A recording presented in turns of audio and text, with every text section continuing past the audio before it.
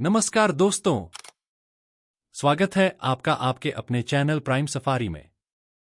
क्या आपने कभी सोचा है कि यह ब्रह्मांड कितना विशाल है? क्या पृथ्वी ही हमारी अंतिम सीमा है या फिर इसके परे भी कोई और संसार बसा हुआ है? सनातन धर्म के शास्त्रों में 3 लोक और 14 भुवनों का वर्णन मिलता है। यह केवल पौराणिक कथाएं नहीं, बल्कि ब्रह्मांड की अद्भुत सच्चाई है। दोस्तों, हमारे धर्मशास्त्रों और पुराणों में 3 लोकों और 14 भुवनों का उल्लेख मिलता है, लेकिन क्या आप जानते हैं कि ये वास्तव में क्या हैं और कहाँ स्थित हैं? आज हम इसी अद्भुत विषय पर चर्चा करने वाले हैं।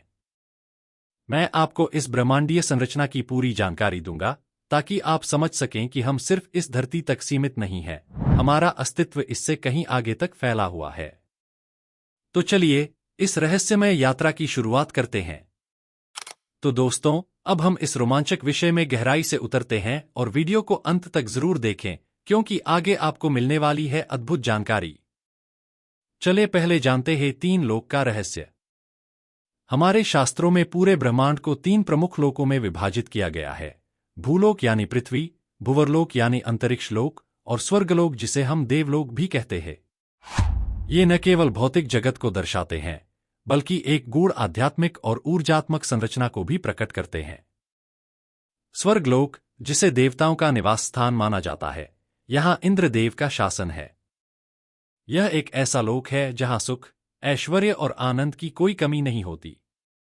यहां गंधर्व, अप्सराएं और कई दिव्य प्राणी वास करते हैं, लेकिन एक महत्वपूर्ण सत्य यह है कि यहां केवल इच्छाओं की पूर्ति होती है, मोक्ष की प्राप्ति नहीं। मर्त्यलोक यानी पृथ्वी। मर्त्य का मतलब है मनुष्य, मानव या प्राणी। इसका एक और अर्थ होता है मरणाशील मानव या नश्वर शरीर। मर्त्यलोक, हम सभी मनुष्य जन्म लेते हैं और अपने कर्मों के आधार पर जीवन चक्र में आगे बढ़ते हैं। यही वह स्थान है जहां जन्म, मृत्यु और पुनर्जन्म का चक्र चलता रहता है, और सबसे महत्वपूर्ण बात, यही एकमात्र लोक है जहां मोक्ष की प्राप्ति संभव है। इसलिए इसे आध्यात्मिक यात्रा के लिए सबसे महत्वपूर्ण स्थान माना जाता है। पाताल लोक, जो रहस्यों से भरा हुआ है, दानवों और नागों का लोक माना जाता है। यहां बलशाली असुरों जैसे बलि, महिषासुर आदि का शासन रहता है। इस लोक में अनगिनत गुप्त शक्तियां और रहस्यमयी संपदाएं छिपी होती हैं, जो साधारण मानव की पहुंच से परे हैं। ये तीनों लोक सिर्फ भौतिक अस्तित्व तक सीमित नहीं हैं, बल्कि एक गहरी आध्यात्मिक और ऊर्जात्मक व्यवस्था को भी दर्शाते हैं। लेकिन सफर यहीं खत्म नहीं होती। अब हम उतरेंगे 14 भुवनों की गहराइयों में, जहां और भी अद्भुत रहस्य छिपे हुए हैं। अगर आपको यह वीडियो पसंद आया हो तो लाइक, शेयर और सब्सक्राइब जरूर करें और कमेंट में अपने विचार जरूर बताएं। अब आइए 14 भुवनों के बारे में जानते हैं। इन्हें 7 ऊर्ध्वलोक और 7 अधोलोक में विभाजित किया गया है। 7 ऊर्ध्वलोक में भूलोक, भुवलोक, स्वलोक, महलोक, जनलोक, तपलोक और सत्यलोक समाविष्ट हैं। और 7 अधोलोक में अतल, वितल, सुतल, तलातल, महातल, रसातल और पाताल लोक समाविष्ट हैं। सबसे पहले 7 ऊर्ध्वलोक की बात करते हैं, जहां दिव्यता और आध्यात्मिकता का वास है। सबसे पहला लोक है भूलोक। इस वीडियो में हमने आगे देखा कि यही हमारी पृथ्वी है, जहां हम सभी रहते हैं। इसे कर्मभूमि भी कहा जाता है, क्योंकि यहां हमारे कर्मों के आधार पर हमारा भाग्य तय होता है। अब आते हैं भुवलोक पर।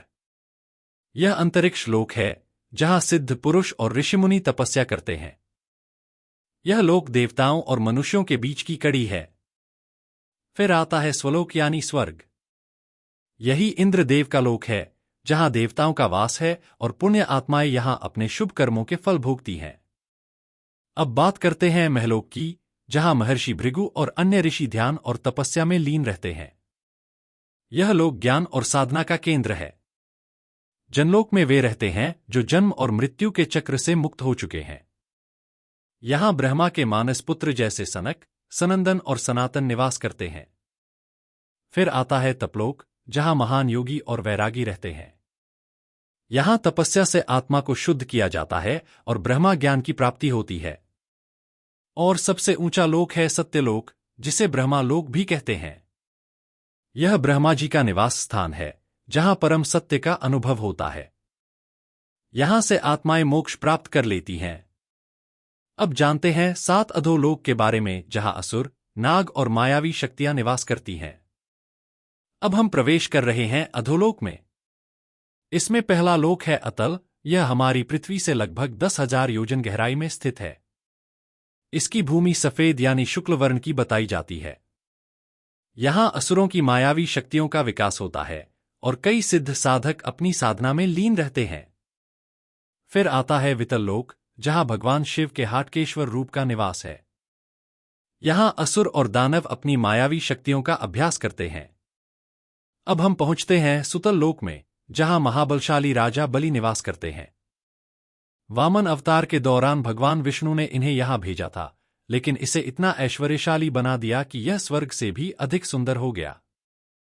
फिर आता है तलातल लोक, जहां दानव त्रिपुरासुर का निवास है। यह असुरों का गुप्त लोक है, जहां वे अपनी शक्ति का विस्तार करते हैं। अब हम पहुंचते हैं महातल लोक में, जो नागों का लोक है। यहां नागराज वासुकी और अन्य महाशक्तिशाली नाग रहते हैं। यह लोक रहस्यों से भरा हुआ है।